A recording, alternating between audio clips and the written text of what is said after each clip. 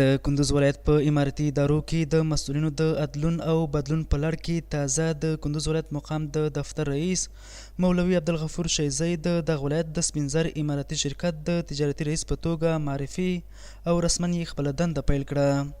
چارواکو د غونډې پر مهال د مشرانو اطاعت یوه دیني وجیبه یاده کړه او ویې ویل چې د ولسونو خدمت په هر حالت کې لومړیتوب دی. خدمت ما شما که اصلا نام و جا و جلال نه و مادیات نباشه، باید اینطور خدمت کنیم که این گویا سر ما و شما فرض عین است. له دې سره د سپین زر امارتي شرکت نوي ټاکل شوي تجارتي رئیس مولوي عبدالغفور شیزي مسؤلیت یو امانت یاد کړ او ژمنه یې وکړه چې په پوره اسلامي مینه به د خپلو ولسونو خدمت او چوپړ وکړي. موږ څخه هم پوښتنه د مسؤلیت کیږي، نو له الله تعالی څخه توفیق غواړو چې په دې خدمت کې موږ ته توفیق نصیب کړي چې په هره برخه کې ښه خدمت وکړو. له خپلو مشرانو مسؤلینو څخه مو غوښتنه دا ده چې خپلې دعاوې خپلې همکارۍ له موږ سره وي.